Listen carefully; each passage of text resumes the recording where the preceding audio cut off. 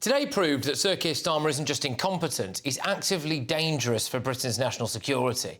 Yesterday, the man who I think is a serial liar stood before us and said this. That is why we take the approach that we do, because it delivers concrete outcomes in the national interest. He said he would always act in Britain's national interest. Well, today, he has just approved the Chinese mega-embassy. This is despite MI5 saying that it will be impossible to eliminate the security risks, despite it being revealed that there are 208 underground rooms, including a chamber directly over the cables that lead to the City of London and that carry millions of people's personal emails every single day.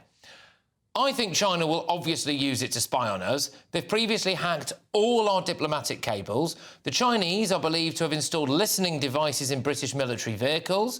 And then, of course, there was the Chinese spy scandal, the case against two men accused of spying for China. Obviously, they deny those allegations, but Sir Keir Starmer was accused of collapsing that case. It will also drive another nail into the coffin of our relationship with President Trump's America.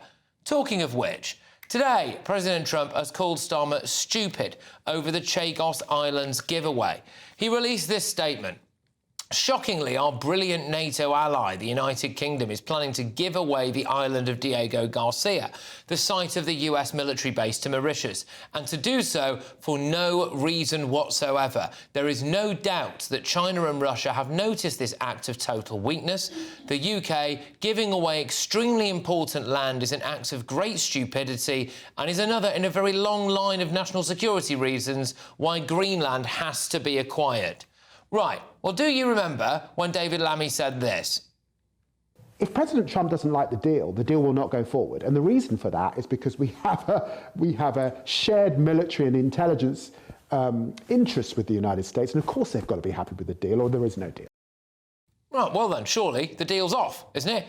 Not if you listen to Labour's Darren Jones. Remember, this is the guy that thought everyone coming across on small boats were women and children, despite having eyes and being able to see that isn't the case. But anyway, he's been accused of lying or being misleading on social media after this today. Is the best way to secure the future. I understand that point. I understand where we got to it, and the House of Lords is still with them, and it's still in Parliament. My question to you is a very specific one.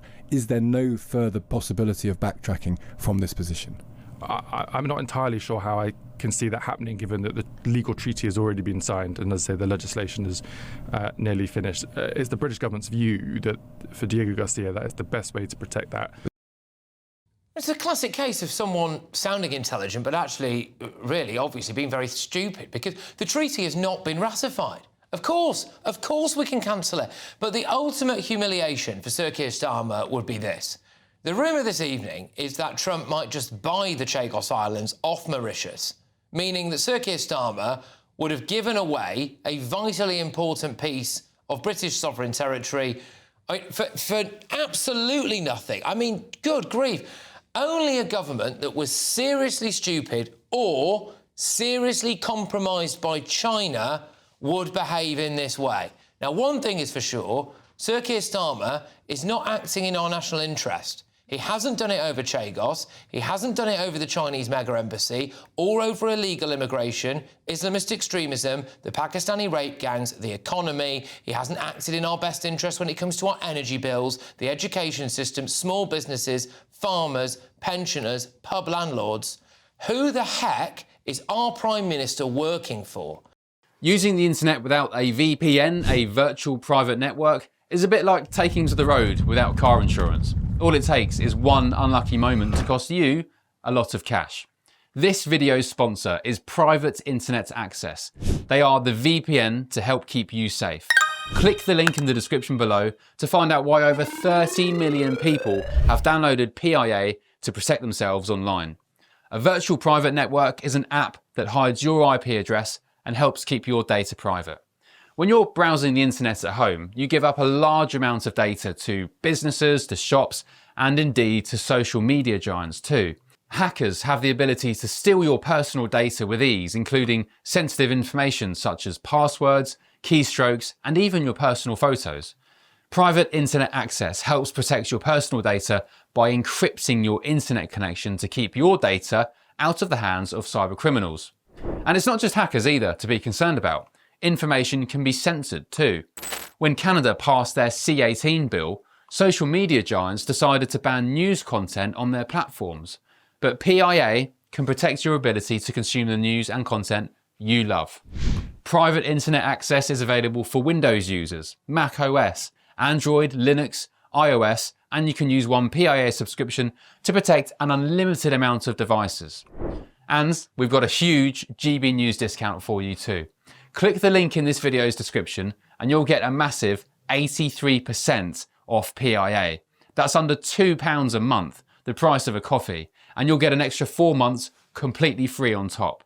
Also, there's a 30-day money-back guarantee too. Visit piavpn.com/GB News to start protecting yourself digitally today. Let's get the thoughts of our panel this evening. We've got GB News contributor Will Kingston, Tory MP for Tatton, Esther McVeigh, and journalist Jonathan Liss. Esther, I'm going to come to you first on this, because you were actually in the chamber today. I was. Talking about the Chinese embassy, yeah. weren't you? What's your views, then, on the fact that he's approved it today? Well, it's a disgrace. And Dan Jarvis, who had the misfortune to be the minister who was replying to this, I think was squirming throughout because he couldn't really answer any of the questions. It was lots of waffle, so much so that the deputy speaker said, could we have shorter answers? And I then got to ask my question. I thought, I'll make them all yes and no answers, as did the rest of the MPs then in the House. So I said, the security services, do they have any concerns whatsoever? Yes or no? Couldn't answer it. The next question, Luke Evans, does this make it safer for the British public or not to have this embassy, yes or no? Couldn't answer. Jim Allister said, was this already predetermined? Yes or no? Sarah Bull said this is a Trojan horse coming into our country. Yes or no? John Lamont, if we get any evidence that there is any form of surveillance going on in this embassy, can we close it down? Yes or no? None of these could be answered, which make us all wonder, why is it going ahead when we know that China has been a threat? All the stuff you've just talked on before about the spy. You also know that it supports Russia over the illegal war against Ukraine. We know it's spying on MPs. It's sanctioned MPs.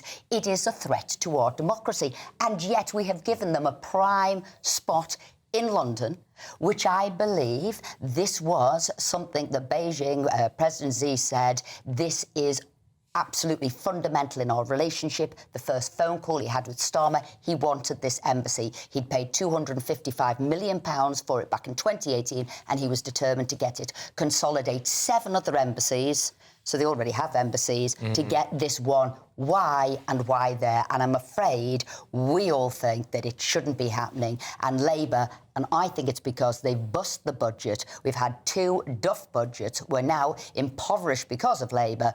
Reeves went over last year, got 600 million from China, and that's what we think they are. They are beholden to a few bob crumbs and are now kowtowing to China. Yeah, well, I mean, it's borderline treason, this, I think, isn't it? Yeah, I think so, and I don't disagree with anything that Esther has said. Even if you do put the national security concerns to one side, and I think they're very real and very obvious, the optics of this are terrible. Giving away a prime piece of land in a historic British building, the former Royal Mint, to what is the greatest geopolitical foe of this country shows what I think Trump correctly has highlighted is this utter complacency of the United Kingdom and Europe towards the threat from China. It is the byline that runs through all of the stories you mentioned before. Chagos, Greenland, the rhetoric from the high and mighty at Davos today. Yeah. They all underestimate what is a very real and very growing threat from the Chinese. And until we get our heads out of the sand, I fear that that threat is only going to grow more and more. And we played that clip earlier. I don't know if I'm able to bring it up in a second or not, but it was President Trump being asked that question at a press conference today about Chagos, right? So he has said about that it's an act of great stupidity. And then he said, I don't know why the UK are doing it. Maybe they need the money. Wait until he finds out. Wait until he finds out we're paying Mauritius to give it away. I mean, it's absolutely catastrophic. You look at the Chagos surrender deal and you look at him approving the Chinese embassy today. Does Keir Starmer realise this is why people hate it? I don't think this is why people hate him, Patrick. There's too many other reasons. There are other reasons for that. First of all, can I just say, in terms of Greenland, Will, the idea that China is somehow more of a threat than the United States is completely laughable. China is nothing to do with Greenland, has no designs of Greenland whatsoever. This is your The United States is the only power that has a design on Greenland. They're saying quite openly. We're not talking about Greenland. Fine. But Will mentioned it, I thought it was important to counter that point. But look, in terms of the Chinese embassy, I am not a security expert, and neither are you, and any of you, with the greatest respect. MI5 are security experts, and they've said on the record that they are not concerned about the position of the embassy. They can mitigate risks. You can't mitigate all risks. China, let's face it, is going to be surveilling people no matter where their embassy is. So if MI5 is happy with it, then... I don't think they are happy with it. Well, if they're not concerned, but unless... And that's not true either. And it was wonderful when Sir Julian Lewis, who was the former chairman of the Intelligence and Security Committee, spoke and said mitigating, mitigation, it just covers all things. They are not happy. They're trying to make the best of a bad lot, but they are concerned. And I think for us to pretend that we can... I don't know, cover any eventuality when we don't know how great the technology is of China. We only know technology today. We don't know it going forward. You don't know what their rooms are going to be used for. No, mitigating as best they can is what they're doing. Look, Esther, so that does not Esther, I have my own... I've said, I have plenty of scepticism about this embassy. If I hadn't sort of read anything that MI5 would have said, I said, on the balance of probabilities, it looks like a bad idea. But I was deferring to what MI5 was saying on this particular issue. Do you think that if MI5 had real, very, very serious concerns about this, they would A, have said so to the government, and B, the government would have listened to that and said, we're not going to do it? Because I don't think that Starmer is a traitor, I'm sorry. I don't think that he is glib about national security in the slightest. I think there are many, many concerns about Starmer. That is... He did. We're doing something that no one on this channel seems to do, Patrick, which is actually to stand up to Trump when he sort of decided to wage economic war. Sorry, he hasn't actually done that, has he? He's not actually threatening any reciprocal trade issues in the tariffs in the saying that for the first time, he said categorically that Trump is wrong about something. Now, did it go far enough? Absolutely not. But he was right to counter it. Hugh Grant in Love Actually. But we can't. Starmer's problem is people could be talking, but he doesn't listen. His intelligence services are giving him advice, just like business people have about the economy and businesses like economists have to Rachel Reeves. They don't listen, and that's why the public as a whole can't stand them. I think what's happening here, right, is that obviously we're being led by international human rights lawyers, Starmer and Hermer, and they know that they're only going to be in politics for a fixed amount of time. And after that amount of time, they're going to go back and crack on doing what they were doing before. And they want to keep their Rolodex of clients happy, don't they, I think? Well, that looks like what they're going to do. It looks like, you're quite right, they've only got a short shelf life, and it's so terrible it's getting shorter, therefore what is their career afterwards? And this will be it, they'll go back to their old clients. Even if there isn't a commercial motivation for them, it goes to show that their priorities are to this sort of global international order ahead of a belief in the nation state that they are meant to put before any other. Or they're just thick. Yeah, mate. They're not. They're certainly not. They're not. Reality's a lot more sinister than that, and everyone should be watching this very, very closely, because there comes a point where there's a pattern, isn't there, in the way that a prime minister behaves, and you have to start asking serious questions about who he works for.